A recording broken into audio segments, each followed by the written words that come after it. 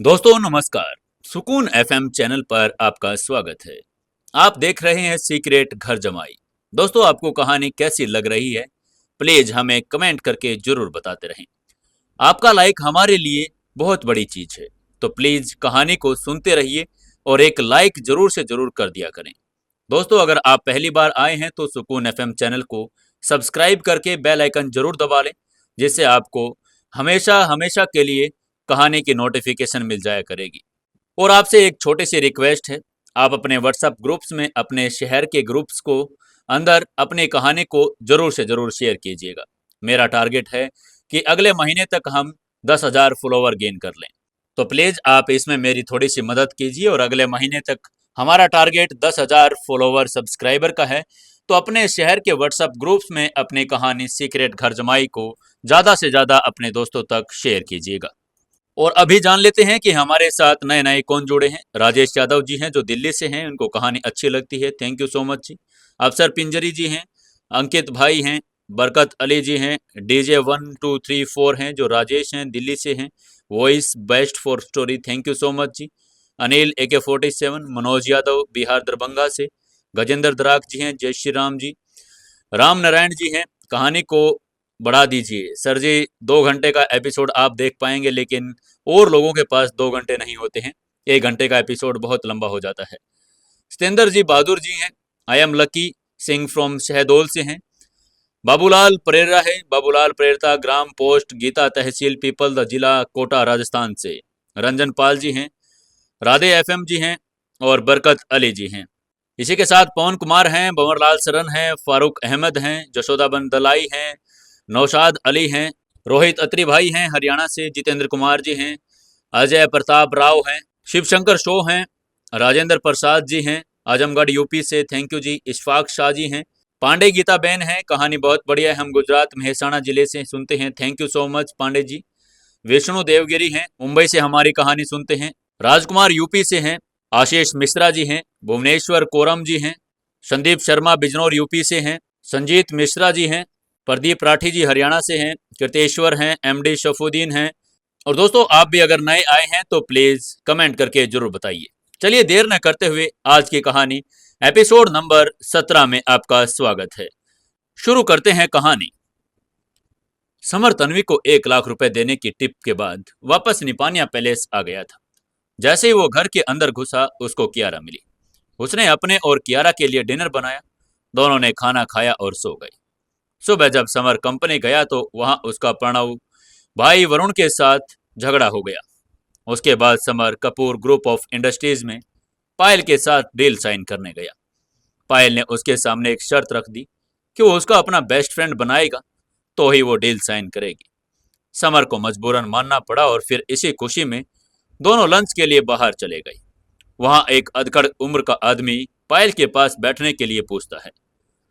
उस आदमी की बात सुनकर पायल ने अपनी खूबसूरत बाहें थोड़ी सिकोड़ ली और उसके सामने अधेड़ उम्र के आदमी के परवाह न करते हुए सीधे उसको मना करते हुए कहा, मैं आपको नहीं जानती और यहाँ हमारे पास कोई एक्स्ट्रा जगह भी नहीं है।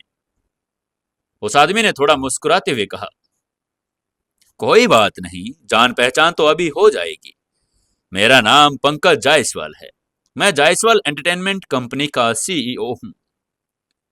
फिर उसने समर की ओर इशारा करते हुए कहा, और रही बात सीट की, इसके यहां से चले जाने के बाद मेरे बैठने के लिए सीट भी हो जाएगी। और ये कहते हुए वो समर की ओर मुड़ गया। उसने समर को देखते हुए मुस्कुरा कर कहा, हेलो दोस्त, मैं तुम दोनों को देख रहा था। तुम दोनों आपस में बहस कर रहे थे, जिससे साफ पता चल रहा है कि बेटी तुम्हें पसंद नहीं करती। मैंने देखा भी है कि इसने गुस्से में अपना हाथ भी उठा लिया था तुम्हें पंच मारने के लिए। मुझे लगता है कि तुमसे ब्रेकअप करना चाहती है। वैसे भी इसमें कोई बड़ी बात नहीं है, गर्लफ्रेंड और बॉयफ्रेंड का अलग होना सामान्य बात है। चूंकि वो अब तुम्हें पसंद नहीं करती, इसलिए प्लीज यहां से चले जाओ, तुम्हारे लिए यही अच्छा होगा। उसकी बात सुनकर समर ऊब गया, वो अवाक रह गया था। तभी उसने थोड़े गुस्से में कहा, क्या कहा तुमने? तुम्हारा नाम पंकज है? मुझे लगता है कि तुम्हारे लिए मंदमुंदी नाम बेहतर होगा। तुम्हें लग रहा है कि हम झगड़ा कर रहे थे, इतने ऐसे झगड़े में हमारा ब्रेकअप भी हो जाएगा। क्या तुम्हारे सिर पर किसी गधे ने लात मारी है जो कुछ भी सोचे जा रही हो? इसमें उस आदमी की कोई गलती नहीं थी। पायल थी ही इतनी खूबसूरत और अट्रैक्टिव, कोई भी आदमी उसके करीब आने का मौका ढूंढता था। वो इंदौर की नंबर 1 ब्यूटी थी। जब वो वहां रेस्टोरेंट में आई थी, तब से वहां के सभी लड़के उसी को देखे ही जा रहे थे। लेकिन वो इस आदमी ने तो हद कर दी। वो उसके पास ही आ गया था और समर को जाने के लिए भी कह रहा था। लेकिन उसकी बातों का पंकज को कोई असर नहीं हुआ।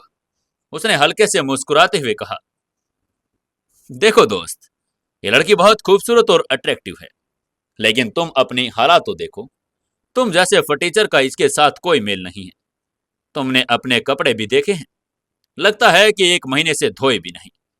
तुम कभी भी इस लड़की को खुश नहीं रख पाओगे। अगर तुम इस लड़की का फ्यूचर बढ़िया चाहते हो तो यहां से चले जाओ। और ये कहते हुए उसने अपनी कलाई को घुमाया और अपनी रोलेक्स घड़ी को सबके सामने दिखा दिया। उसका चेहरा कॉन्फिडेंस से भरा हुआ था। एक रोलेक्स घड़ी की कीमत लाखों करोड़ों में होती है। पंकज अपनी अमीरी शो करके समर को डराना चाहता था। समर ने अपनी बहू को थोड़ा सिकोड़ते हुए देखा। वो समझ गया था कि पंकज उसको अपने पैसों की धौंस दिखा रहा है। अब तो पंकज उसकी नजरों में बिल्कुल गिर गया था।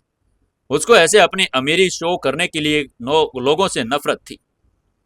इसलिए उसने पंकज को थोड़ा नीचे नजरों से देखते हुए कहा,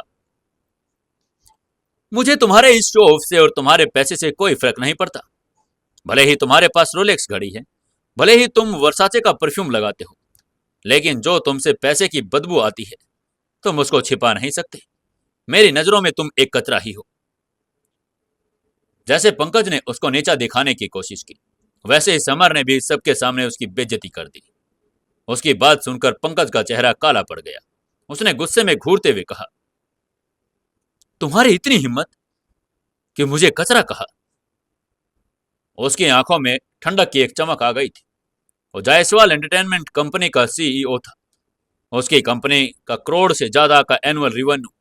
लेकिन अब ये सामने बैठा एक फटीचर सा आदमी उसकी इंसल्ट कर रहा था, तो उसको गुस्सा आना तो जायज सी बात थी। समर ने तिरस्कार के साथ ठंडी मुस्कान दी और कहा, हाँ, मैं तुम्हें कचरा कह रहा हूं। अब बताओ तुम क्या कर लोगे? जो करना है कर लो, मैं डरता नहीं हूं। उसने इन घमंडी लोगों से नफरत थी जो अपनी दौलत का दिखावा करते थे। पंकज ने उसकी आंखों में देखते हुए कहा, देख यार, मुझे पता है तुम्हें गुस्सा क्यों आ रहा है। तुम्हें इस बात से जलन नहीं हो रही कि तुम गरीब हो, मैं एक करोड़पति हूं। कहीं तुम्हें इस बात का डर तो नहीं कि ये देखकर तुम्हारी गर्लफ्रेंड तुम्हें छोड़ न दे। तुम्हारी हालात देखकर पता चल रहा है कि यहाँ खाने का खर्चा भी ये लड़की ही उठा रही होगी। तुम जैसा फटीचर इस जैसी ब्यूटी डिजर्व ही नहीं करता। उसका बॉयफ्रेंड तो मेरा जैसा कोई करोड़पति ही होना चाहिए ना। समर ने उसकी बातें सुनकर अपनी आंखें घुमाई। गुस्से से पंकज को देखते हुए मन ही मन सोचा, जलन? मैं तुमसे जलन करता हूं? अब बेवकूफ इंसान, मैं तुम जैसे करोड़पति से जलन क्यों करूंगा? रुको, मैं अभी तुम्हारा घमंड खत्म करता हूं। तुम्हें अपने पैसे का घमंड है ना? यह सब सोचते हुए समर ने अपना बैंक कार्ड निकाला और टेबल पर फेंका और ठंडे स्वर में कहा, तुम्हें अपने पैसे का घमंड है ना? ये लो मेरा बैंक कार्ड और चेक करवा लो इसमें कितना पैसा है। तभी उन दोनों का शोरगुल सुनकर रेस्टोरेंट का मैनेजर वहां आ गया। उसको आता हुआ देखकर पंकज ने समर का कार्ड उठाया और उस मैनेजर की ओर बढ़ाते हुए कहा, अरे, इस कार्ड को चेक करना कि कितना पैसा है। पंकज के कहने पर मैनेजर ने कार्ड नंबर लैपटॉप में डाला। अकाउंट बैलेंस देखकर मैनेजर का मुंह खुला का खुला रह गया। वो भी समर की फटीचर हालात और अकाउंट बैलेंस के आपस में मैच नहीं कर पा रहा था। वो बस खड़ा खड़ा लैपटॉप की स्क्रीन देखे जा रहा था। उसको ऐसे स्क्रीन की ओर देखकर पंकज ने गुस्से में उससे पूछा, अरे क्या हुआ? क्या देख रहे हो ऐसे? बताओ भी कुछ, इसके अकाउंट में कितना पैसा है? अरे है भी या नहीं? और यह कहते हुए वो हंसने लगा। मैनेजर ने धीरे से कहा, सर सर इनके अकाउंट में 100 करोड़ रुपए हैं। उसके मुंह से 100 करोड़ रुपए सुनकर पंकज को झटका लगा। उसको विश्वास ही नहीं हुआ। उसने मैनेजर से हाथ से लैपटॉप लिया, खुद स्क्रीन को देखने लगा। जब उसने स्क्रीन पर लिखी जीरो देखी तो उसका मुंह खुला का खुला रह गया। पंकज ने मन ही मन सोचा, भाई तुम सच में अमीर हो, तुम्हारे बैंक खाते में 100 करोड़ रुपए हैं। फिर भी तुम इतने गंदे और पुराने कपड़े कैसे पहनते हो? ये सोच सोच कर पंकज रोना चाहता था। उसे विश्वास नहीं हो रहा था। पंकज का चेहरा लाल हो गया था। उसने हकलाते हुए कहा, मैं मैं गरीब आदमी हूं।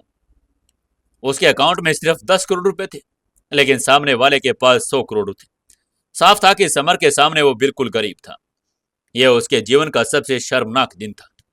वो शुरू में समर के सामने अपनी दौलत दिखाना चाहता था, लेकिन उसे उम्मीद नहीं थी कि वो उसे कई गुना ज्यादा अमीर होगा। समर ने पंकज का अपमान करते हुए कहा, अगर तुम मुझसे भी गरीब हो तो दिखावा क्यों कर रहे हो? चले जाओ यहां से। उसकी आवाज इतनी ऊंची थी कि पूरा रेस्टोरेंट में सभी लोगों ने सुन लिया। पंकज ने शर्म से अपनी आंखें नीची कर ली और जल्दी से वहां से चला गया। उसकी पूरी नेटवर्थ 10 करोड़ रुपए थी। समर के साथ उसकी तुलना करना भी बेवकूफी वाली बात होती। पायल ने मोहक मुस्कान दी और समर की प्रशंसा करते हुए कहा, समर, तुम्हारी ये स्किल मुझे बहुत पसंद है। तुम किसी को अपनी बातों से ही हरा देते हो। ग्रीन होटल में भी उसने देखा था कि समर दूसरों को अपनी बातों से ही भिगो भिगो कर थप्पड़ मारता था। उसने 3 यंग मास्टर्स को ऐसे बातों बातों में ही थप्पड़ मार दिया था, लेकिन वो उसकी इस इंप्रेसिव स्किल को देखकर अभी भी हैरान थी। समर ने सिर हिलाया और आत्ममुग्धता से कहा, मैं इतना महान नहीं हूं, बस किसी को खुद को ह्यूमिलेट नहीं करने देता। बचपन में समर एक अच्छा बच्चा था, कभी किसी की इंसल्ट नहीं करता था। लेकिन जब उसके माता पिता गायब हो गए थे और भारद्वाज परिवार के बाकी मेंबर्स ने उसको ह्यूमिलिएट करना शुरू कर दिया था, तो उसने ह्यूमिलिएशन से बचने के लिए उनकी बातों का जवाब देना सीख लिया था। जब उसे उसके टीचर शैडो ग्रुप में लेकर गए, तो उसने शुरू में सोचा कि अब उसको कोई भी ह्यूमिलिएट नहीं करेगा, लेकिन ग्रुप के पुराने मेंबर्स ने फिर से उसको ह्यूमिलिएट किया और येलो पिग और इंडियन कुत्ता कहकर उसको पुकारा करते थे। समर को बहुत ज्यादा गुस्सा आता था। उसने भी दूसरों को ह्यूमिलिएट करना शुरू कर दिया था। उसने 1 साल तक लोगों की बहुत बातें सुनी, लेकिन जब उसने जवाब देना शुरू कर दिया, तब से उसका अपमान करने वाले लोग उसके सामने टिक नहीं पाए। वो शैडो ग्रुप में था, तो उसने एक बार 3 लोगों को अपनी बातों से ही मौत के घाट उतार दिया था। मतलब उसकी बातें सुनने के बाद उन्होंने सुसाइड कर लिया था। ये बात पूरे अंडरवर्ल्ड में फैल गई थी। पायल ने अपने होठ सिकोड़ते हुए कहा, तुम बहुत दिलचस्प आदमी हो। वो समर से अवाक रह गई थी। तभी समर ने धीरे से पायल की आंखों में देखते हुए पूछा, पायल, क्या तुम्हारा कोई बॉयफ्रेंड है? पायल ने तुरंत मना करते हुए कहा, नहीं नहीं, मेरा कोई बॉयफ्रेंड नहीं है। लेकिन तुम क्यों पूछ रहे हो? क्या तुम्हें इंटरेस्ट है? समर ने हल्के से मुस्कुरा कर कहा, नहीं नहीं, मुझे कोई इंटरेस्ट नहीं है। वो तो तुमने कहा था कि मैं नार्सिसिस्ट हूं, इसलिए मैं ये साबित करना चाहता था कि तुम भी कुछ अच्छी ज्यादा नहीं हो। तभी तो तुम्हारा कोई बॉयफ्रेंड नहीं है। पायल ने रेड वाइन का घूंट लिया। उसका चेहरा फैसिनेटिंग से भर गया। उसने थोड़ा गुस्से में समर को घूरते हुए कहा, मैं तुम्हें इस बात का जवाब देती हूँ। पहले तुम मुझे ये बताओ, इंदौर शहर की सबसे खूबसूरत लड़की कौन है? समर ने बिना किसी हिचकिचाहट के जवाब दिया, इसमें भी कोई पूछने वाली बात है क्या? इंदौर शहर की सबसे खूबसूरत लड़की कियारा है। वही इंदौर की नंबर 1 ब्यूटी है। कियारा उसकी पत्नी थी, इसलिए बेशक वो सबसे खूबसूरत थी। पायल ने अपनी आंखों में जानलेवा इरादे के साथ ठंडी मुस्कान बिखेरते हुए कहा, मैं तुम्हें एक मौका और दे रही हूं। ध्यान से सोचो और बताओ, इंदौर के शहर की सबसे खूबसूरत लड़की कौन है? उसे उम्मीद नहीं थी कि समर कहेगा कि कियारा सबसे खूबसूरत है। उसने तो सोचा था कि समर कहेगा कि वो सबसे ज्यादा खूबसूरत है। सभी लड़कियां घमंडी होती है। इसके अलावा पायल और कियारा भी पहले से इस बात का कंपटीशन चल रहा था। इसलिए जब समर ने कहा कि कियारा सबसे खूबसूरत है, तो वो नाराज हो गई। समर चौंक गया। जब उसने पायल की आंखों में जानलेवा इरादे देखे, तो उसे एहसास हुआ कि उसने गलती कर दी। उसे एक लड़की के सामने किसी दूसरी लड़की को सबसे खूबसूरत नहीं कहना चाहिए था। कोई भी लड़की ये स्वीकार नहीं करेगी। अपनी गलती को सुधारने के लिए समर ने जल्दी से तारीफ करते हुए कहा, ओह सॉरी सॉरी, तुम ही तो इंदौर की सबसे खूबसूरत लड़की हो। पायल ने रेड वाइन की आखिरी बूंद पी ली। उसका चेहरा मोहक और जाहिर था कि वो समर की तारीफ से खुश हो गई थी। उसने अपनी आंखें झपकाते हुए कहा, तो फिर सोचो, अगर मैं इंदौर की नंबर 1 ब्यूटी हूं तो मेरा बॉयफ्रेंड भी सबसे ज्यादा हैंडसम होना चाहिए ना। और ऐसा लड़का मुझे अब तक मिला नहीं, इसलिए मेरा कोई बॉयफ्रेंड नहीं है। उसकी बात सुनकर समर ने अपना हाँ में सिर हिलाते हुए कहा, हम्म, ये तो बात है। पायल ने थोड़ा मुस्कुराते हुए कहा, हम्म, अब जब तुम समझ गए हो तो हमारा लंच भी पूरा हो गया, तो चलो अब चलते हैं। समर ने भी मुस्कुराते हुए कहा, हाँ हाँ चलो चलते हैं। दोनों वहां से खड़े हुए और रेस्टोरेंट की पार्किंग में चले गए। पार्किंग में पहुंचते ही समर ने पायल से कहा, पायल तुम जाओ, मैं यहां से अग्रवाल इंडस्ट्रीज के लिए कोई टैक्सी ले लूंगा। पायल ने तुरंत ना में सिर हिलाते हुए कहा, और नहीं नहीं, तुम्हें टैक्सी लेने की कोई जरूरत नहीं, मैं तुम्हें अग्रवाल इंडस्ट्रीज ड्रॉप कर दूंगी। ये कहते हुए पायल ड्राइवर की सीट पर बैठी और उसने समर को बगल वाली सीट पर बैठने का इशारा किया। समर के बैठते ही पायल ने गाड़ी चालू की, अग्रवाल इंडस्ट्रीज की ओर तेजी से बढ़ा दी। समर ने चलते चलते पायल का शुक्रिया अदा करते हुए कहा, थैंक यू पायल, मुझे ड्रॉप करने के लिए। इधर जब दोनों अग्रवाल इंडस्ट्रीज की तरफ जा रहे थे, वहीं उधर अग्रवाल इंडस्ट्रीज के सीईओ ऑफिस में एक अधेड़ उम्र के आदमी ने भौहें सिकोड़ते हुए कियारा से कहा, कियारा मैम, मेरा सुझाव है कि इस समर को निकाल दो, हमारी कंपनी को उसके जैसे एम्प्लॉय की जरूरत नहीं है। अधेड़ व्यक्ति ने काले रंग का फॉर्मल सूट पहना हुआ था। वो थोड़ा गंजा था और उसका पेट निकला हुआ था। उसकी शक्ल अनिकेत से काफी मिलती जुलती थी। उसका नाम राजीव गुप्ता था, जो कंपनी के वाइस प्रेसिडेंट और सिक्योरिटी हेड अनिकेत गुप्ता के पिता थे। उसे इस बात पर गुस्सा आ रहा था कि उसके बेटे को समर ने मारा। उसके बेटे ने समर के खिलाफ शिकायत भी दी, लेकिन सीईओ ने अब तक समर के खिलाफ कोई एक्शन नहीं लिया। इससे राजीव और भी ज्यादा नाराज हो गया। इसलिए वो खुद सीईओ के ऑफिस में आया था और सीईओ से रिक्वेस्ट की कि समर को नौकरी से निकाल दे। कियारा ने राजीव को समझाने की कोशिश करते हुए कहा, राजीव अंकल, आप कंपनी के सीनियर एम्प्लॉय हैं, आप एक साधारण एम्प्लॉय के लिए क्यों झगड़ रहे हैं? ये उसके और अनिकेत के बीच की बात है, और मैं ऐसे एक पक्ष की बात सुनकर कोई एक्शन तो नहीं ले सकती ना। उसके चेहरे पर नाराजगी आ रही थी। राजीव कंपनी के फाउंडिंग मेंबर्स में से एक था। वो कंपनी के वाइस प्रेसिडेंट थे। कियारा कंपनी के फाउंडिंग मेंबर्स का बहुत सम्मान करती थी और अपने से बड़े लोगों को अंकल कहकर बुलाती थी। लेकिन अंकल राजीव ने उसे बहुत निराश कर दिया। वो उसके पति को नौकरी से निकालना चाहते थे। राजीव ने भी थोड़ा कड़क आवाज में कहा, सीईओ मैडम, आपको समर को तो नौकरी से निकाल देना ही है। उसने मेरे बेटे को मारने की हिम्मत की, जो सिक्योरिटी हेड है। समर ने अपने सीनियर के खिलाफ जाने की गलती की है। अगर हमने उसको नौकरी से नहीं निकाला तो कोई भी कभी भी सीनियर की इज्जत नहीं करेगा। ऐसे में तो ये कंपनी बर्बाद हो जाएगी। और अगर सिक्योरिटी हेड ही असुरक्षित है तो हम जैसे लोगों को आखिर क्या होगा? वो समर से बहुत ज्यादा घृणा करता था। उसने आज तक अपने बेटे पर कभी भी हाथ नहीं उठाया था, लेकिन समर ने तो उसे किक मार दी थी। इसलिए वो समर को इसकी सजा देना चाहता था। तभी अनिकेत, जो किनारे में खड़ा था, उसने अपने पापा की बात से सहमति जताते हुए कहा, हाँ कियारा मैम, मेरे पापा बिल्कुल सही कह रहे हैं। हमें इस तरह के एम्प्लॉयज और जो अपने सीनियर की इज्जत नहीं करते, उन्हें नौकरी से निकालना ही सही रहेगा। कंपनी की इज्जत का सवाल है। उसे समझ नहीं आ रहा था कि कियारा समर को प्रोटेक्ट आखिर कर क्यों रही है। उसने पहले ही कंप्लेंट लेटर लिखा था, लेकिन सीईओ ने कोई कार्रवाई नहीं की। न कोई विकल्प होने पर भी उसने अपने पापा को बदला लेने के लिए कहा। वहीं समर भी अग्रवाल इंडस्ट्रीज अब पहुंच गया था। वो कियारा के ऑफिस में आ ही रहा था। उसने बाहर से ही अनिकेत की बात सुनी और वो कियारा से उसे नौकरी से निकालने के लिए कह रहा था। वो तुरंत नाराज हो गया। उसने गुस्से में मन ही मन सोचा, क्या बकवास है, मैं कंपनी के लिए इतना बड़ा कॉन्ट्रैक्ट लेकर आया हूं। कंपनी के लिए मैंने अपनी पत्नी की मर्जी के खिलाफ पायल को अपनी फ्रेंड बनाने के लिए भी सहमत हो गया, लेकिन तुम लोग मुझे ही नौकरी से निकालना चाहते हो। वो उसकी पीठ पीछे छुरा घोंप रहे थे। ये एक खलनायक की हरकत थी और समर यह बर्दाश्त नहीं कर सकता था। समर बिना दरवाजा खटखटाए सीधा अंदर चला गया और वो बड़े कदमों से ऑफिस में घुसा और नाराजगी से बोला, कौन मुझे नौकरी से निकालना चाहता है? उसे ऐसे अंदर आता हुआ देखकर राजीव ने अपनी भौहें सिकोड़ी और चिल्लाते हुए पूछा, कौन हो तुम, और ये बिना दरवाजा खटखटाए अंदर कैसे आ गई? क्या तुम्हें कंपनी के नियम नहीं पता? किसी सीनियर के ऑफिस में जाने से पहले उनकी आज्ञा लेनी चाहिए।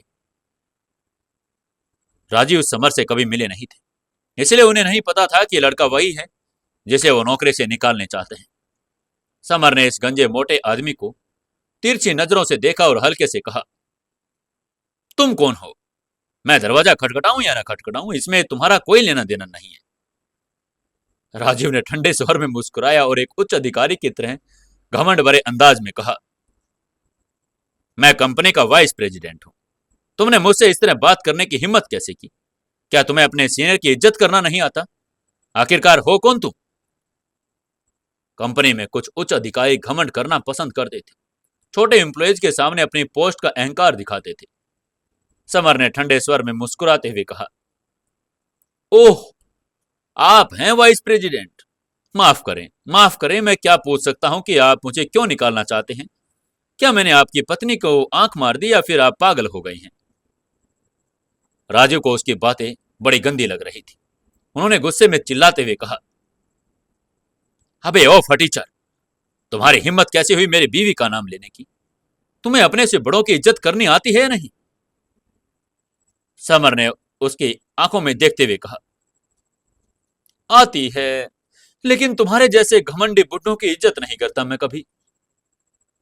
राजीव ने उसे धमकी देते हुए कहा, बच्चे, संभल कर बात करो।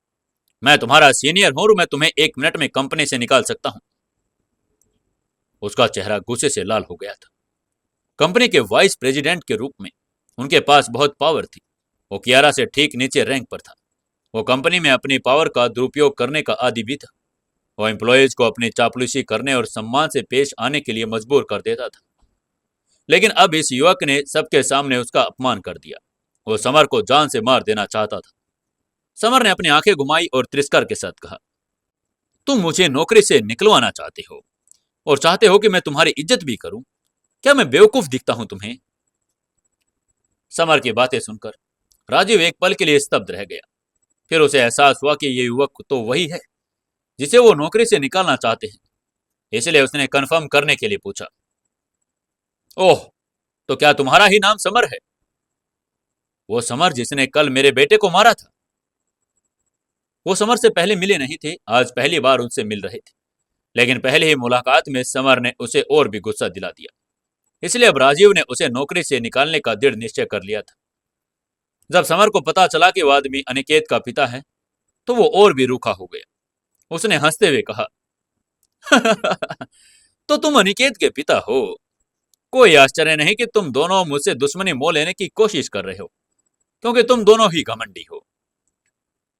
राजीव ने अपना सर घुमाया और कियारा की तरफ देखते हुए कहा, देखा सीओ मैडम, यह आदमी खुलेआम दूसरों का अपमान करता है और अपने सीनियर का भी सम्मान नहीं करता। हम ऐसे एम्प्लॉयज को नौकरी से निकाल ही देंगे तो ही ठीक रहेगा, नहीं तो कंपनी में बिल्कुल भी अनुशासन नहीं रहेगा। कोई भी ऐसे अपने सीनियर की बेइज्जती करता फिरेगा। उसे पता चल गया था कि अब वो इससे जीत नहीं पाएगा। वो केवल कियारा से उसे नौकरी से निकलवाने की सिफारिश कर सकता था। कियारा के चेहरे पर नाराजगी की झलक दिखाई दी। उसने अपनी भौहें सिकोड़ते हुए कहा, वाइस प्रेसिडेंट राजीव, मैं एक बार आपसे और कह रही हूं कि मैं समर को नौकरी से नहीं निकालूंगी। वो राजीव के प्रति और भी ज्यादा नाखुश होती जा रही थी। पहले वो राजीव को अंकल कह रही थी, अब वो उसे वाइस प्रेसिडेंट कह रही थी। ये बात का संकेत था कि वो राजीव से नाराज हो गई थी। राजीव ने जब सुना कि वो उसे सिर्फ वाइस प्रेसिडेंट कह रही है, तो वो भौचक्का रह गया। उसने थोड़ा समझते हुए कहा, सीओ मैडम, क्या मैं जान सकता हूं कि आप समर को नौकरी से निकालने से क्यों मना कर रही हैं? उसे पता था कि कियारा उससे नाराज हो गई, लेकिन उसे समझ में नहीं आया कि सीओ उसे नौकरी से निकालने के बजाय समर को प्रोटेक्शन आखिर दे क्यों रही है। उसका सवाल सुनकर कियारा चौंक गई। उसे समझ नहीं आ रहा था कि आखिर वो क्या जवाब दे।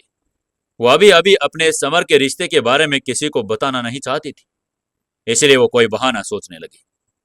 थोड़ी देर बाद ऐसे सोचने के बाद उसने ठंडे स्वर में कहा, वाइस प्रेसिडेंट राजीव, मैं आपको बता दूं, समर अभी कपूर ग्रुप ऑफ इंडस्ट्रीज के साथ एक बहुत बड़ी डील करके आ रहा है और इसलिए वो कंपनी में बहुत इंपॉर्टेंट है। इसलिए मैं उसे नौकरी से नहीं निकाल सकती। राजीव ने अविश्वास में अपना सिर हिलाते हुए कहा, यह क्या मजाक है? इसके जैसा एक फटीचर कपूर ग्रुप के चेयरपर्सन पायल के साथ डील कैसे कर सकता है? और वह इस जैसे आदमी को कभी मुंह भी नहीं लगाएगी। पायल कपूर ग्रुप ऑफ इंडस्ट्रीज की चेयरपर्सन थी। Kapoor group of industries Bharat की टॉप इंडस्ट्रीज में एक, और समर जैसे फटीचर को वो कभी डील नहीं कर सकते थे।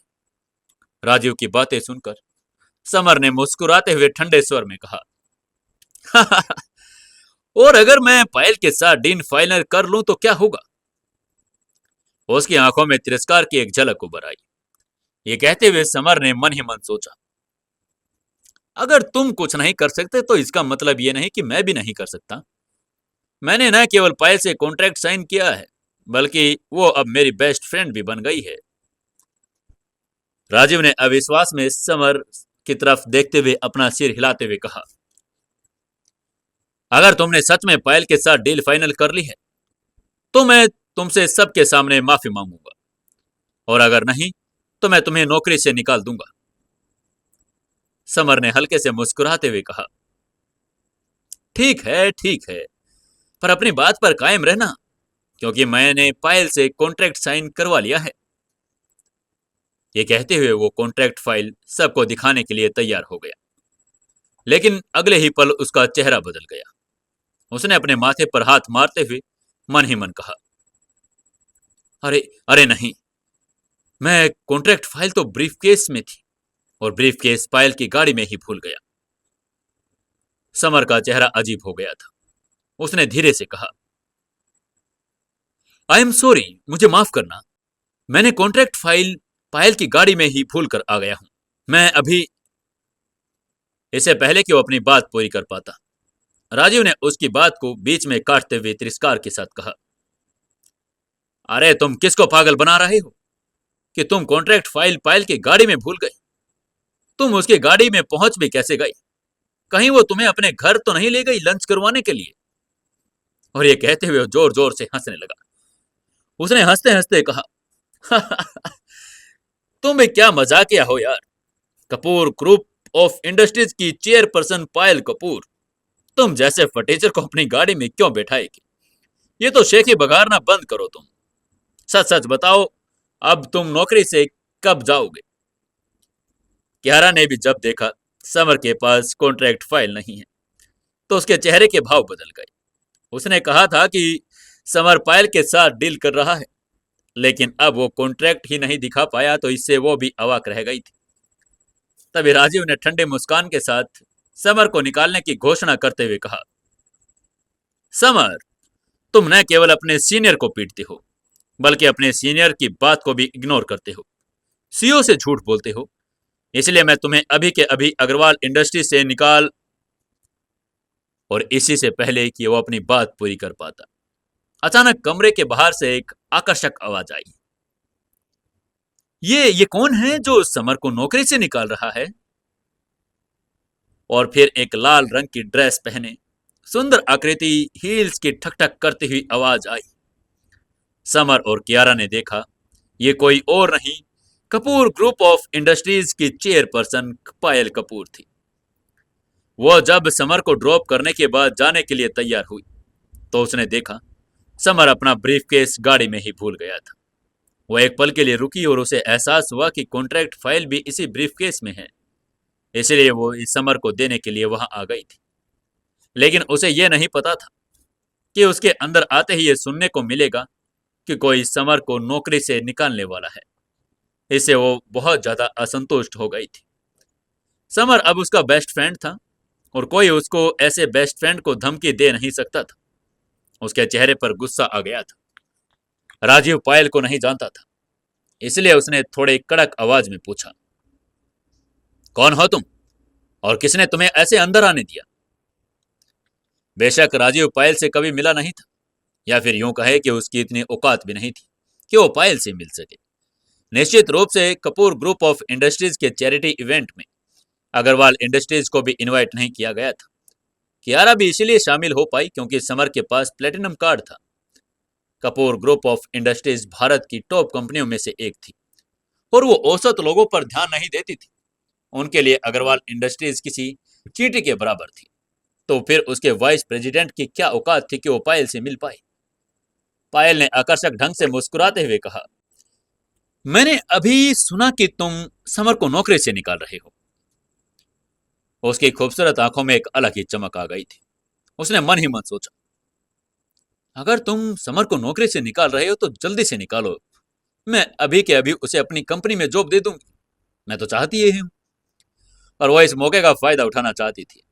उसकी बात का जवाब देते हुए राजीव ने हल्के से मुस्कुराते हुए कहा, हाँ हाँ, समर ने हमारी सीईओ से झूठ बोला और अपने सीनियर पर हाथ उठाया है, इसलिए हम स्वाभाविक रूप से उसे नौकरी से निकालना चाहते हैं। हालांकि वो अपने सामने खड़ी खूबसूरत सी लड़की को जानता नहीं था, फिर भी उसने पूछा था, इसलिए उसे जवाब दे दिया। पायल ने आकर्षक ढंग से मुस्कुराते हुए समर की तरफ देखते हुए कहा, ओह समर, अब जब अग्रवाल इंडस्ट्रीज तुम्हें नौकरी से निकालना चाहती है तो तुम यहां पर रुके क्यों हुए हो? चलो मेरे साथ। एक बेस्ट फ्रेंड होने के नाते मैं तुम्हें अभी के अभी अपनी कंपनी में जॉब दे रही हूं। और उसकी खुशी के भाव आ गए थे। पायल तो चाहती यही थी कि वो समर के आसपास रह सके।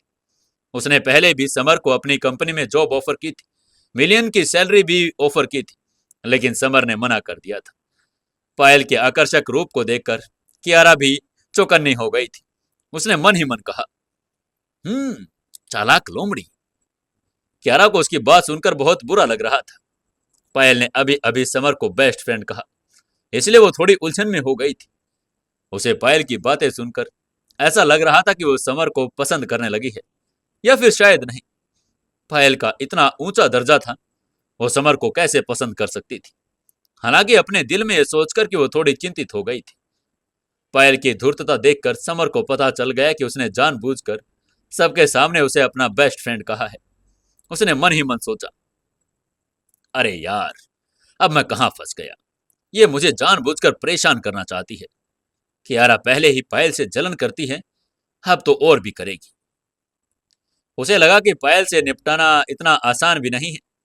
तभी समर ने हल्के से मुस्कुराकर पायल की कंपनी में जाने से इनकार करते हुए कहा, मिस पायल, सबसे पहले आपका थैंक यू, लेकिन मैं अग्रवाल इंडस्ट्रीज में अच्छा काम कर रहा हूं। मैं आपकी कंपनी में नहीं आऊंगा। समर को अजीब और उदास महसूस हो रहा था। उसे डर था कि कहीं कियारा उसे गलत ना समझ ले। कियारा के चेहरे पर हल्का गुस्सा आ गया। उसने पायल को घूर घूर कर देखा और मन ही मन अपने आप से कहा, यस, समर उसके साथ नहीं जाना चाहता। ये पिशाचिनी ही मेरे पति को बहकाने की कोशिश कर रही है। समर उसका पति था और वो उससे पायल के साथ आसपास भी नहीं भटकने देना चाहती थी। यह उसके लिए खतरा था। ये सोचते हुए कियारा ने पायल को ठंडी निगाहों से देखते हुए कहा, मिस पायल, चिंता मत करें, हमारी अग्रवाल इंडस्ट्रीज समर को नौकरी से नहीं निकालेंगी। आप निश्चिंत रहें, आपको कोई भी दिक्कत करने की जरूरत नहीं। उसकी खूबसूरती आंखों में चेतावनी का भाव था। कियारा ने मन ही मन कहा, चाहे कुछ भी हो जाए, मैं समर को नौकरी से नहीं निकालूंगी। तुम चाहती हो कि मैं समर को निकाल दूं और तुम उसके करीब आ सको? बिल्कुल भी नहीं। मैं ऐसा कभी भी नहीं होने दूंगी। तुम्हारी एक भी बात मैं लागू नहीं होने दूंगी। लेकिन पायल ने कियारा के चेतावनी को अनदेखा कर दिया। आकर्षक ढंग से मुस्कुराते हुए कहा, कियारा, मैंने अभी सुना है कि कोई कह रहा है कि वो समर को नौकरी से निकाल रहे हैं। ये सही है ना? है ना? अब जब अग्रवाल इंडस्ट्रीज इसे रखना ही नहीं चाहती, इसलिए मैं इसे अपनी कंपनी में मैनेजर की पोस्ट पर अपॉइंट कर रही हूं, जिससे इसे सालाना 10 मिलियन रुपए की सैलरी मिलेगी, जो आपकी कंपनी में एक रेगुलर एम्प्लॉय होने से बहुत बेहतर है। हालांकि समर अग्रवाल इंडस्ट्रीज का एम्प्लॉय था, लेकिन वो उसका बेस्ट फ्रेंड भी तो था, और एक बेस्ट फ्रेंड होने के नाते उसे स्वाभाविक रूप से अपने बेस्ट फ्रेंड की मदद तो करनी थी, उसे प्रोटेक्ट तो करना ही था। तभी राजीव ने ठंडे स्वर में मुस्कुराते हुए कियारा से कहा, सीओ मैडम, चूंकि ये लड़की समर को चाहती है तो उसे नौकरी से निकाल दे और उसे इनकी कंपनी में जाने दे। राजीव ने अब तक इस बात पर ध्यान नहीं दिया था कि कियारा और समर उस लड़की को मिस पायल कह रहे हैं। अभी अभी इस लड़की ने समर को एक जनरल मैनेजर का पद देने की बात भी कही थी। जिससे सालाना 10 मिलियन रुपए मिलते। राजीव की नजर में यह बकवास था। उसके जैसा वाइस प्रेसिडेंट भी 10 मिलियन साल में नहीं कमा सकता था, और ये लड़की इस टीचर को 10 मिलियन देने का कह रही थी। उसे ये सब बातें बस बकवास लग रही थी। कियारा का चेहरा बिल्कुल ठंडा था। उसके लाल होठ मुड़े और उसने राजीव को बेरहमी से डांटते हुए कहा, चुप कीजिए आप। मैं एक बार फिर कह रही हूं, मैं समर को नहीं निकाल रही और उसको कपूर ग्रुप ऑफ इंडस्ट्रीज में नहीं जाने दे रही। आप भी उसे निकाल नहीं सकते। आप कंपनी के वाइस प्रेसिडेंट हैं, तो आप अपने सीनियर से बहस कैसे कर सकते हैं? कियारा पहले अपने पुराने एम्प्लॉयज के साथ बहुत अच्छा व्यवहार करती थी, लेकिन उसे पता चला कि वो उनके साथ जितनी अच्छी थी, वो उतने ही घमंडी होते जा रहे थे। ये उसकी कंपनी थी, उसने तय कर लिया था और अपने अधिकार थे, और उसको कैसे निकाले सकते हैं और किसे नहीं। दूसरों को उसके फैसले पर उंगली उठाने का कोई भी अधिकार नहीं था, क्योंकि कंपनी की सीईओ वो थी। जो फैसला उसका होगा वो आखिरी और मान्य होगा। कियारा की बातें सुनकर राजीव के चेहरे के भाव बदल गए। उसकी आंखों में गुस्सा झलक रहा था। वो कौन था? वो कंपनी का सबसे पुराना एम्प्लॉय और वाइस प्रेसिडेंट। वो कियारा के दादा के समय से कंपनी में काम कर रहा था, लेकिन अब कियारा ने उसे एक मामूली से एम्प्लॉय की वजह से चुप रहने को कह दिया था। दूसरों के सामने डांट भी दिया। वो बहुत ज्यादा क्रोधित हो गया था। राजीव ने गुस्से में कियारा से कहा, सीओ मैडम, मुझे उम्मीद है कि आप निष्पक्ष रहेंगे। मैं मानता हूं कि मुझे आपका आदेश मानना ही चाहिए, लेकिन मैं भी कंपनी का सीनियर और वफादार एम्प्लॉय हूं। आपके दादाजी के टाइम से काम कर रहा हूं। मेरा पूरा हक है। अगर आप गलत हैं तो मैं आपको टोक सकता हूं। अगर समर वाकई कपूर ग्रुप ऑफ इंडस्ट्रीज से कॉन्ट्रैक्ट साइन करवा सकता है, तो मैं ये माफी मांग कर चला जाऊंगा। अन्यथा यह धोखा है। आपको उसे नौकरी से निकालना ही पड़ेगा। यह सच था। कियारा कंपनी की सीईओ थी, लेकिन राजीव भी सबसे पुराने स्टाफ सदस्यों में से एक था। Security department, finance department, logistic department, सभी के सभी डिपार्टमेंट में बहुत लोग उसके आदमी थे, जो उसके प्रति ईमानदार भी थे। इसलिए अगर वास्तव में वो नाराज हो गया, तो बोर्ड को एकजुट करेगा और कियारा को ही सीईओ सीट से हटवा देगा। उसने एक बार फिर कियारा को ये बताने का मन बना लिया था कि वो उसके खिलाफ नहीं जा सकता है, लेकिन वो खिलवाड़ कर सकता है।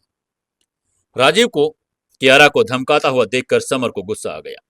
उसने मन ही मन कहा, तुम्हारी हिम्मत कैसे हुई मेरी पत्नी को धमकाने की?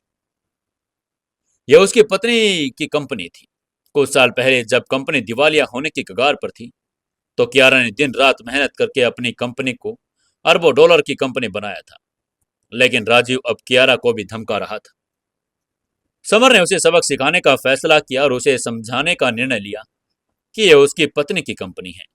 और यह फैसला करते हुए समर पायल के पास गया, उसके हाथ से ब्रीफकेस लिया और फिर राजीव की ओर चला गया। उसके सामने खड़े होकर समर ने ब्रीफकेस खोला। उसमें से कॉन्ट्रैक्ट फाइल निकाली। यह वो कॉन्ट्रैक्ट था जो समर ने पायल के साथ साइन किया था। इससे अग्रवाल इंडस्ट्रीज को न केवल बहुत सारा फंड मिला, बल्कि कंपनी को 50% प्रॉफिट भी मिलेगा। समर इस कॉन्ट्रैक्ट से उसे सबक सिखाना चाहता था, तथ्यों के साथ उसके मुंह पर तमाचा मारना चाहता था। समर ने कॉन्ट्रैक्ट राजीव की ओर फेंका और ठंडे स्वर में कहा, अपनी आंखें खोलो और देखो, देखो ये क्या है। राजीव समर के लहजे से खुश नहीं था, दुखी था। एक सामान्य सेल्समैन ने उसके सबके सामने बेइज्जती कर दी। लेकिन ये देखने के लिए कि समर क्या लाया है, उसने अपने सामने कॉन्ट्रैक्ट की ओर देखा। वो एक नजर में हैरान हो गया। उसका मुंह खुला का खुला रह गया। उसके चेहरे पर हैरानी के भाव आ गए थे। उसने मन ही मन कहा, इम्पॉसिबल, इम्पॉसिबल, ये हो कैसे सकता है? वो बिल्कुल पीला पड़ गया था। उसके चेहरे पर अविश्वास की झलक थी और अप्रत्याशित रूप से समर और पायल के बीच साइन हुई प्रोजेक्ट फाइल थी। पायल कपूर ग्रुप ऑफ इंडस्ट्रीज की चेयरपर्सन थी, जिसकी कीमत दसियों अरबों से ज्यादा थी। वो समर के साथ कैसे सहयोग कर सकती थी? राजीव वाकई उलझन में था। उसने अपनी आंखें मली और ये सोचते हुए कि कोई सपना तो नहीं देख रहा। लेकिन कॉन्ट्रैक्ट एक्चुअल में उसके सामने था और सब कुछ बिल्कुल सही था। राजीव की तो बात ही छोड़िए, पास में अनिकेत भी जो खड़ा था बेहद हैरान हो गया था। ये पायल के साथ किया हुआ प्रोजेक्ट साइन था और इस इंदौर शहर के सिर्फ मुट्ठी भर लोग ही उसके साथ काम कर सकते थे। समर आखिरकार कौन था और पायल ने उसे क्यों चुना था, उसे समझ नहीं आ रहा था। यह लड़का हैंडसम तो लग रहा था, कहीं ये पायल का बॉयफ्रेंड तो नहीं था, इसलिए उसने उसके साथ कॉन्ट्रैक्ट साइन कर लिया। अनिकेत ने मन ही मन अनुमान लगाना शुरू कर दिया था। उसके अलावा वो कुछ और भी नहीं सोच पा रहा था कि पायल ने समर के साथ कॉन्ट्रैक्ट साइन क्यों किया था।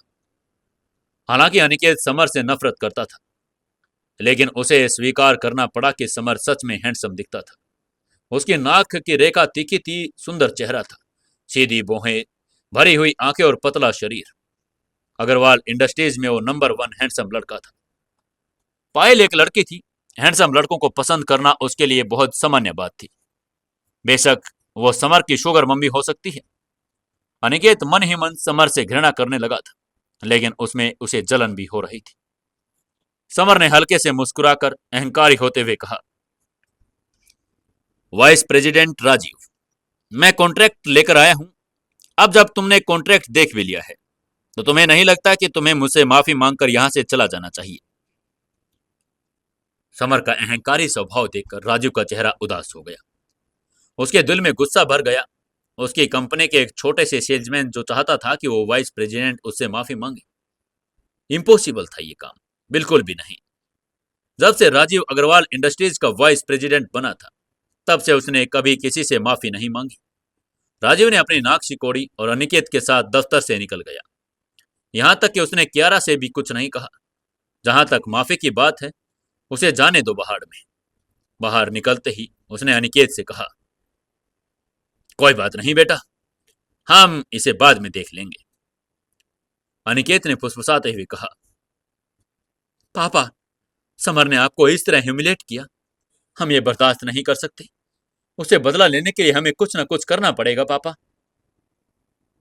राजीव ने ठंडे स्वर में मुस्कुराते हुए कहा, यस यस माय सन, हम बिल्कुल बर्दाश्त नहीं कर सकते। एक छोटे से एम्प्लॉय ने मुझे वाइस प्रेसिडेंट की इंसल्ट करने की हिम्मत की। अब देखना मैं कैसे उसका जीना दुश्वार करता हूं। और उसके चेहरे पर गुस्सा भर आया। इस समय राजीव ने समर को मौत की सजा सुना दी थी। वो कैसे भी करके समर को नौकरी से निकाल कर ही रहेगा, चाहे इसे कियारा को कितना ही बुरा क्यों न लगे। अनिकेत ने अपने बोहे सिकोड़ी और बुदबुदाते हुए कहा, लेकिन पापा, सीओ कियारा समर के पक्ष में है, हम उसे कैसे नौकरी से निकालेंगे? वास्तव में वो भी समर को नौकरी से निकालना चाहता था, लेकिन कंपनी की सीईओ उनके साथ सहमत नहीं थी और उसके पास अपने पापा से मदद मांगने के अलावा कोई विकल्प नहीं था। वो जानता था कि उसके पिता एक चालाक इंसान है, कंपनी में कई वर्षों से काम करने और वाइस प्रेसिडेंट के रूप में महत्वपूर्ण भूमिका निभाने, और उनके अधीन बहुत कुछ लोग भी थे। राजीव ने उसको एक शातिर मुस्कान के साथ देखते हुए कहा, अनिकेत माय सन, मैंने तुमसे कितनी बार कहा है, कभी अपने दिमाग को भी चला लिया करो। चूंकि कियारा सीईओ हमें समर को नौकरी से निकालने नहीं देगी, इसलिए हमें उसे किसी चीज में फंसाना होगा जिससे कियारा उसको निकालने के लिए मजबूर हो जाए। हमें उस पर आरोप लगाना पड़ेगा कि कंपनी का पैसा चुराया है, फिर पूरी कंपनी को बताना है, तब भले ही कियारा उसे न निकाले, फिर भी उसे निकालना ही पड़ेगा। आखिरकार राजीव इन कामों में बहुत चालाक लोमड़ी था। चालाकी से उसने समर को फंसाने का प्लान बना लिया था। यह प्लान बहुत ही पावरफुल था और इससे न केवल समर को अपनी नौकरी से हाथ धोना पड़ेगा, बल्कि उसका जो मान सम्मान था वो भी खत्म हो जाएगा। यहां तक कि इस दाग के साथ उसे दूसरी कंपनियों में भी नौकरी नहीं मिलेगी। वो जानता था कि कियारा समर को बचा रही है। उसे नौकरी से निकालने का मतलब था कि उसे किसी न किसी बात में फंसाना पड़ेगा। अपने पिता की रणनीति सुनकर अनिकेत ने अपना अंगूठा ऊपर उठाते हुए कहा, पापा, पापा, आपका प्लान तो धांसू है, मैं इसे लागू करूंगा, आप चिंता ना करें। उसका चेहरा प्रशंसा से भर गया था। यह एक क्रूर तरीका था जो समर को मौत के घाट उतार सकता था। कंपनी से पैसे चुराना ऐसी चीज थी जिसे कोई भी कंपनी बर्दाश्त नहीं कर सकती थी। वो उस दिन की कल्पना भी नहीं कर सकता था जब समर को नौकरी से निकाल दिया जाएगा और वो उसे सड़क पर भटकता दिखाई देगा और खाने के लिए भीख मांगता हुआ दिखाई देगा। अनिकेत ने क्रूर रूप से देखा और क्रूरता में अपने आप से कहा, बेवकूफ बच्चे, तुमने मेरे खिलाफ काम किया है। मैं तुम्हें बर्बाद कर दूंगा। ईरा मेरी हो जाएगी, मैं तुम्हारी सारी प्रतिष्ठा खत्म कर दूंगा और तुम्हें सुसाइड करने पर भी मजबूर करूंगा। इधर ये लोग समर को बर्बाद करने का प्लान बना रहे थे। वहीं उधर सीओ ऑफिस में समर, कियारा, पायल एक दूसरे की तरफ ही देख रहे थे, जैसे वो सोच रहे हो कि अब क्या कहें। तभी पायल ने आकर्षक ढंग से मुस्कुराते हुए समर से पूछा, समर, तुम सच में मेरी कंपनी में नहीं आ रहे हो? उसकी पलकें ऊपर नीचे हिल रही थी। वो जानबूझकर कियारा के सामने दिखा रही थी कि समर और उसका रिश्ता कितना अच्छा है, ताकि वो उसका रिएक्शन देख सके, क्योंकि वो समझ गई थी कियारा और समर के बीच कोई खास रिश्ता जरूर है। पायल जानती थी कि कियारा इतनी एरोगेंट है, कभी भी किसी की इतनी परवाह नहीं करती, और खासकर लड़कों की तो बिल्कुल भी नहीं। वो जानती थी कि कियारा लड़कों से नफरत करती है और उनकी तरफ बिल्कुल भी देखती नहीं। लेकिन अब कियारा समर को हर तरह से प्रोटेक्ट कर रही थी। वो समर के लिए सीनियर स्टाफ मेंबरों के खिलाफ भी हो गई। पायल बहुत हैरान थी। उसे कियारा और समर की शादी के बारे में नहीं पता था। अगर उसे पता होता तो वो उसे इस तरह की उलझन में नहीं होती। पायल दोबारा समर को बेस्ट फ्रेंड कहने पर कियारा की खूबसूरत बाहें सिकुड़ गई थी, और अब वो भी इस बात के बारे में सोच रही थी। मन ही मन सोच रही थी, ये पिशाचिनी मेरे पति को फिर से बहकाने की कोशिश कर रही है। उसे लगा था कि इस लड़की के रूप में पायल ने उसकी गरिमा को चुनौती दी। उसे अपने पति के साथ अपनी शादी को बचाना था और इस आकर्षक चालाक लड़की को उसे बहकाने से रोकना था। कियारा के पिता को एक लोमड़ी से बहकाया था और उसे शुगर बेबी के रूप में पाला था। उस औरत ने जब एक लड़के को जन्म दिया तो उसके पिता ने उसे उसकी मां को लगभग छोड़ ही दिया था, और यहाँ तक कि उन्होंने उसके उस छोटे भाई की भी वजह से उसे घर से निकाल दिया।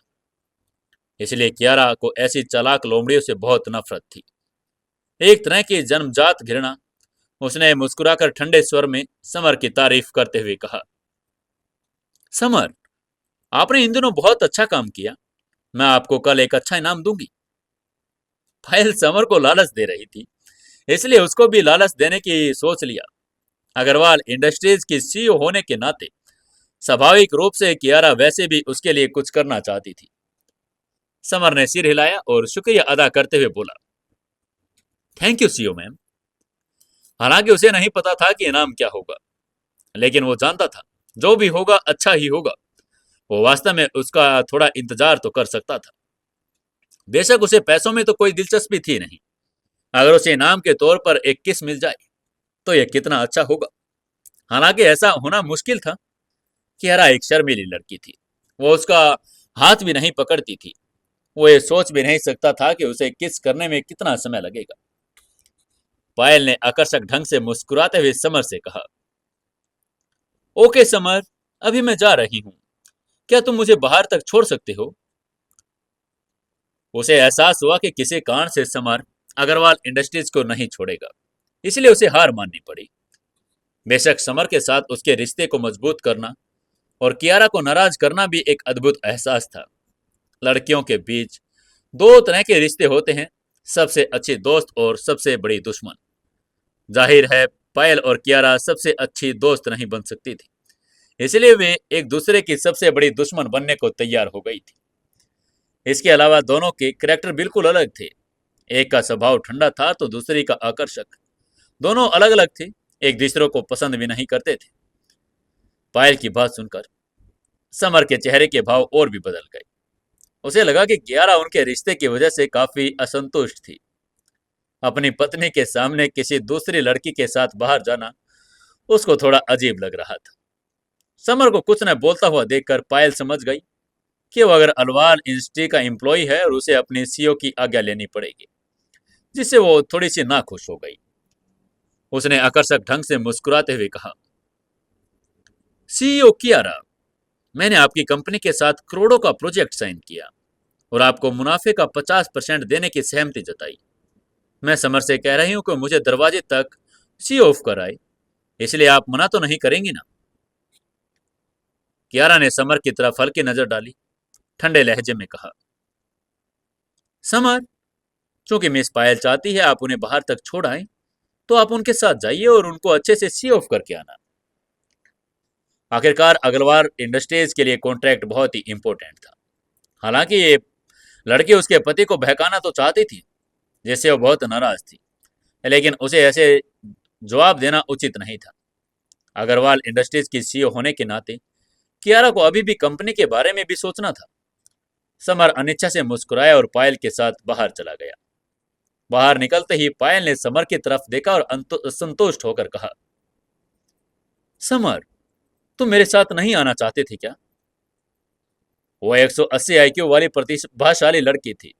स्वाभाविक रूप से वो देख सकती थी कि समर उसके साथ बाहर आना नहीं चाहता था। समर ने जल्दी से कहा, नहीं नहीं, बेशक मैं अपने बेस्ट फ्रेंड के साथ क्यों नहीं आना चाहूंगा।